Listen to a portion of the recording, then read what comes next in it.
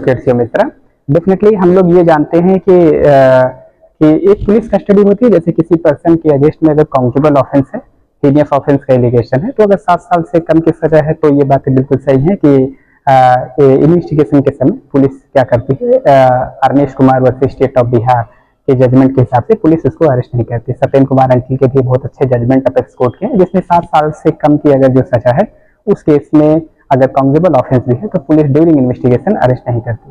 तो अगर हम उस कैटेगरी में देखते हैं, जैसे हीनियस ऑफेंस अगर आपके अगेंस्ट में एलिगेशन लगा है तो पुलिस इन्वेस्टिगेशन के जैसे FIR दर्ज होती है, पुलिस क्या करती है, क्योंकि ये हीनियस ऑफेंस है, पुलिस उस पर्सन को अरेस्ट कर लेती है और अरेस्ट करने के बाद उसको जुडिशियल कस्टडी में जेल भेज देती है। कभी कभी ये भी चीज देखने में आती है, पुलिस को कुछ चीजें उसको रिकवर करनी होती है ड्यूरिंग इन्वेस्टिगेशन। जैसे मान लीजिए कोई मर्डर का केस है तो उसके पास जिस आर्म से जिस हथियार से जो चीजें की गई है, हत्या हुई है, तो वो उस चीज को पुलिस क्या करती है, रिकवर कराने की कोशिश करती है। तो कभी कभी पुलिस क्या करती है कि अगर 24 घंटे में, क्योंकि पुलिस क्या करती है, किसी पर्सन को 24 घंटे से ज्यादा वो पुलिस कस्टडी में नहीं रख सकती, उसको 24 आवर उसके पास टाइम होता है। अगर 24 घंटे के अंदर में अगर इन्वेस्टिगेशन नहीं कंप्लीट हो पाती है तो क्या करती है, पहले वो कोर्ट के पास जाती है। तो प्रैक्टिकल अप्रोच में देखिए कि अगर मान लीजिए पुलिस को नॉर्मल उसको कोई चीज उसके पास से किसी पुलिस कस्टडी डिमांड नहीं करना, किसी चीज की रिकवरी नहीं करना, जैसे सेक्शन 27 पहले इंडियन एविडेंस एक्ट में था, डिस्कवरी स्टेटमेंट जो होता था,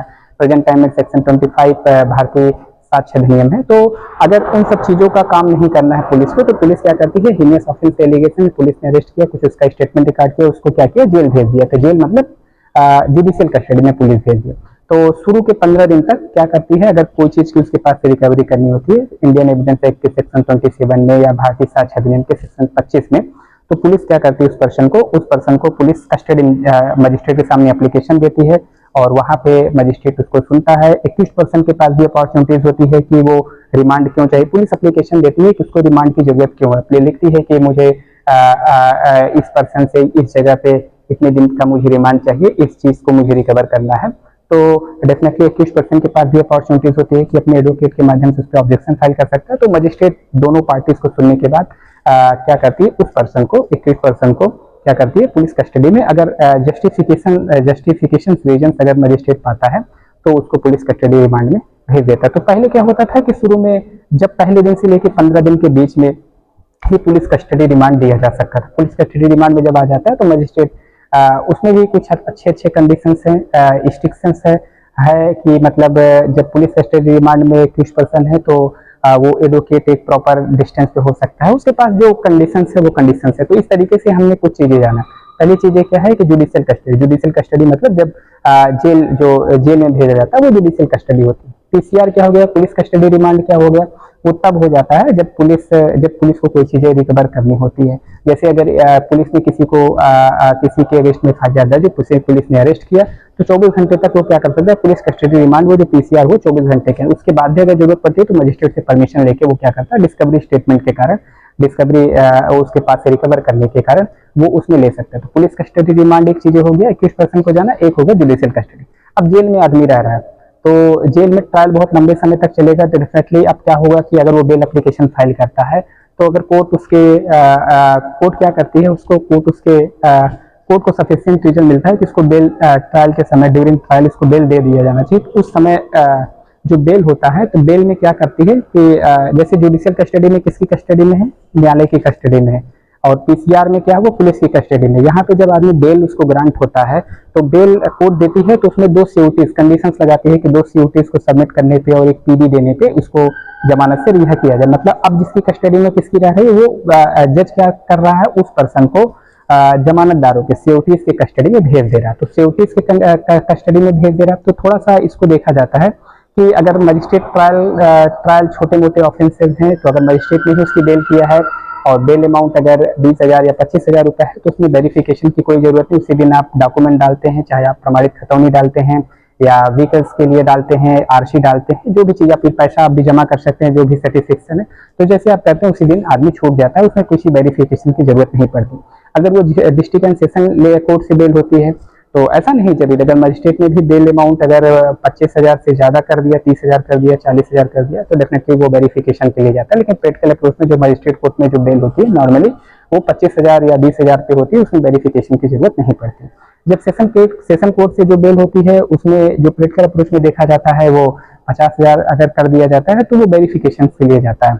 और अगर हाई कोर्ट से किसी की बेल होती है तो हाई कोर्ट ये कर देती है। कभी कभी हाई कोर्ट के दो मोड है, कुछ में जैसे कुछ अच्छे जजमेंट हमने देखा था, जस्टिस पंकज भाटिया सर के कई जजमेंट हम लोगों ने देखे थे, उसमें कोर्ट हाई कोर्ट वहीं से ही अमाउंट फिक्स करके भेज देते हैं। अभी रिसेंटली कभी कोई जजमेंट है जिसमें ऑनरेबल हाई कोर्ट उसी समय से ही अमाउंट फिक्स करके 10,000 रुपए की पीवी और सीओटी दाखिल करने पे इनको छोड़ दिया जाए, या 25,000, जो अगर हाई कोर्ट ने खुद फिक्स कर दिया तब अच्छी बात है। अगर हाई कोर्ट ने फिक्स नहीं किया है तो 21% ट्रायल कोर्ट पे आता है और ट्रायल कोर्ट पे एक एप्लीकेशन देता है कि हमारी बेल ग्रांट हो गई, मैं सीओटी प्रोड्यूस करना चाहता हूँ, इसके लिए मुझे परमिशन दीजिए। तो कोर्ट क्या करती है, परमिट करती है और जो भी अमाउंट फिक्स करती है, 1 लाख कर दे, 2.5 लाख कर दे, कोर्ट की अपनी डिस्क्रिप्शन है, तो वो हो जाता है। उसके बाद आप वो 21% के जो सीओटीज रहते हैं वो अपने डॉक्यूमेंट फाइल करते हैं। जैसे डॉक्यूमेंट में क्या फाइल करते हैं, जैसे मान लीजिए उनके पास प्रमाणित खतौनी है, खतौनी मतलब जो जिससे वो प्रूफ होता है कि इसके पास इनकी हैसियत है, मतलब उनके पास इतनी लेवल की प्रॉपर्टी। तो डॉक्यूमेंट में वो अपना आधार कार्ड देते हैं और फोटोज देते हैं और या सीओटीज के जो पेपर्स होते हैं उस पर सिग्नेचर्स करते हैं और रिलेटेड डॉक्यूमेंट चाहे खतौनी लगाएं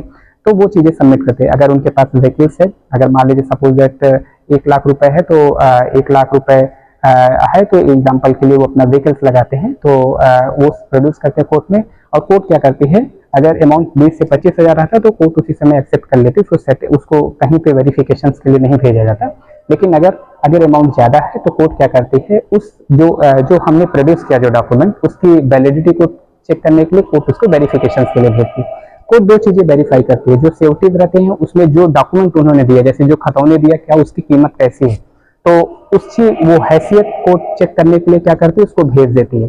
भेजती कहाँ पे, तहसील में कोर्ट उसके हैसियत को चेक करने के लिए क्या करती है, वो सारे डॉक्यूमेंट की कॉपी भेज देती है तहसीलदार को। तहसीलदार में वहां पर अगर प्रैक्टिकल अप्रोच में देखते हैं तो सबसे पहले वहां के ऑफिस में वो जो यहाँ से जो डॉक्यूमेंट गया होता है वहां का एक स्टॉप उसको रिसीव करता है। रिसीव करने के बाद वो लेखपाल को देता है, लेखपाल उस पर रिपोर्ट लगाती है, कानून को लगाता है कि इस प्रॉपर्टी की इतनी कीमत। उसके बाद तहसीलदार जो अथॉरिटीज है उसका सिग्नेचर होता है, वेरीफाई होता है, वो लोग लिख पढ़ के देते हैं कि जो प्रॉपर्टी इन्होंने लगाया है उसकी कीमत इतनी है। और जो कोर्ट क्योंकि ये क्रॉस चेक करना चाहती है कि जो उन्होंने जो अमाउंट लगाया, चाहे 1 लाख 2.5 लाख जो भी लगाया है, क्या वो सफिशियंट है कि नहीं। तो वो रिपोर्ट कहाँ से आती है, तहसीलदार के पास से, तहसील से वो रिपोर्ट कोर्ट में सबमिट होती है। तो ये फर्स्ट पार्ट हो गया। दूसरा, कोर्ट उसकी सीओटी जो जमानत होती है उनकी आइडेंटिटी को भी चेक करती है। इसके लिए वो क्या भेजती है, कंसर्निंग पुलिस स्टेशन भेजती है जिस जगह पे वो सीओटीज होते हैं, जिस जगह पे वो रहते हैं। तो इस कंडीशन में वही डॉक्यूमेंट, उसका आधार कार्ड, उसके फोटोज और वो जो सीओटीज के जो सिग्नेचर्स होते हैं उन सारे डॉक्यूमेंट्स को कोर्ट क्या करती है, कंसर्निंग पुलिस स्टेशन जहाँ पे सीओटीज रहते हैं उनकी जगह भेजती है। वहाँ पे जो पुलिस डिपार्टमेंट एसओ के पास जाता है, स्टेशन ऑफिसर के पास, स्टेशन ऑफिसर उसको सर्कुलेट करता है कि जो उस एरिया के जो पुलिस होते हैं वो उसको जांच करती है, उसको प्रमाणित करती है, उसको क्लियर करती है क्या वो पर्सन उस जगह पे रहते हैं और अपनी रिपोर्ट कोर्ट में देती है। तो 2 रिपोर्ट कोर्ट में आई। पहली तहसीलदार ने भेजा कि उसकी हैसियत इतनी है कि जो आपने अमाउंट फिक्स किया उस अमाउंट से ज्यादा है या कम, उस टाइप की रिपोर्ट उसने भेजी। और दूसरी चीज है सीओटीज के नाम, एड्रेस, नेम को वेरीफाई करने के लिए पुलिस ने रिपोर्ट भेजी। ये दोनों रिपोर्ट जब कोर्ट में आती है और कोर्ट में ये दोनों पर्सन जो सीओटीज होती है इन पर्सन कोर्ट में भी आते हैं और कोर्ट यहाँ पे उनको क्रॉस चेक करती है, उनको पूछती है और सेटिस्फाई होती है क्योंकि उनकी जो उन्होंने डॉक्यूमेंट दिया कोर्ट अगर वो अमाउंट सफिशियंट है और वो उसकी आइडेंटिटी भी अगर अप्रूव है तो डेफिनेटली कोर्ट क्या करते हैं, तब जाके उसका रिलीज ऑर्डर बनता है। इतने प्रोसेस होते हैं।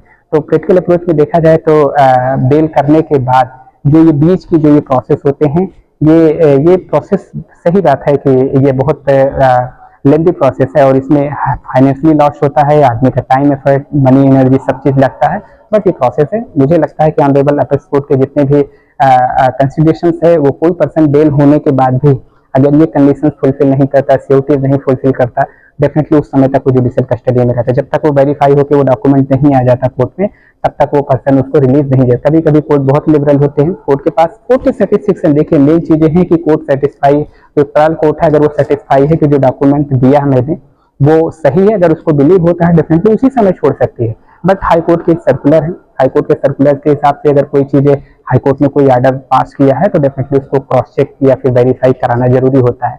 कई ऐसे मजिस्ट्रेट हैं, कई ऐसे जजेस हैं आज भी जो जरूरी नहीं समझते, वो प्रोविजनल छोड़ देते हैं। ऐसे कई केसेस हुए जहाँ पे हमने कोर्ट को इमरजेंसी से अपनी चीजें बताया कोर्ट को, कोर्ट ने उसको कंसिडर किया और डेफिनेटली कोर्ट ने प्रोविजनली हमको बेल पे दिया कि सत्यापन आते रहेगा, जब सत्यापन आएगा तब तक उसके प्रकाशन में हमको जेल से वो रिलीज ऑर्डर भेज देते हैं। इतनी प्रोसेस होती है। इस तरीके से अगर जो कोर्ट होती है वो 21% को, अब जब जमानत उसकी हो गई और श्योरिटीज जब डॉक्यूमेंट हो गए, फाइल हो गए, तो अब वो जो पर्सन ड्यूरिंग ट्रायल जो पर्सन रह रहा है वो श्योरिटीज के कंडीशंस में रह रहा है, श्योरिटीज के सुपरविजन में रह रहा है, श्योरिटीज की गारंटी पे रह रहा है। अगर वो पर्सन ट्रायल में कॉपरेट नहीं करता तो सबसे पहले कोर्ट इसका एनबीडब्ल्यू करती है। दूसरी चीजें क्या करती है, उस पर्सन का 82 करती है, 82 करती है, 83 करती है, पहले की प्रोसीडिंग में आपको बता रहा हूँ, प्रोक्लेमेशन करती है। और ये सारी चीजें पहले प्रेजेंट टाइम में, पहले के सीआरपीसी में ये प्रोसेस था 82, 83, उसके बाद सारी चीजें। और दूसरी चीजें क्या, 446 की नोटिस होती थी, वो पहले सीआरपीसी में जो मैंडेट प्रोविजन था। प्रेजेंट टाइम में क्या है कि एनबीडब्ल्यू हुआ, उसका प्रोक्लेमेशन इशू हुआ, अगर वो पर्सन फिर भी नहीं आ रहा तो जो श्योरिटीज, जो दोनों पर्सन जिन्होंने उसकी गारंटी लिया था, वो पर्सन क्या करेंगे, वो पर्सन को नोटिस जाएगा और वो लोग नोटिस पे आके अपने कोर्ट में जवाब देंगे। कोर्ट उनसे पूछेगी कि जो आपके भरोसे पे, आपके सुपरविजन में, आपके गारंटी पे मैंने 21% को छोड़ा है और 21% कोर्ट के तल में कॉपरेट नहीं कर रहा है, तो आप जो पैसा आपसे लगा है आप उस पैसे को दीजिए या फिर प्रॉपर एक्सप्लेनेशन दीजिए, उस पर्सन को लेके आइए, ऐसा कोर्ट उसको नोटिस देती है। तो अगर वो पर्सन उस पर्सन को लाके वहां पे खड़ा कर देता है तो वो नोटिस उसको विड्रॉ हो जाती है। लेकिन अगर 21% तब भी नहीं आ रहा था तो ये जो 446 सीआरपीसी में जो पहले प्रोविजन था उसके अकॉर्डिंग श्योरिटीज पे भी प्रोसीडिंग चलती है और उनको भी अपना पैसा जमा करना होता है।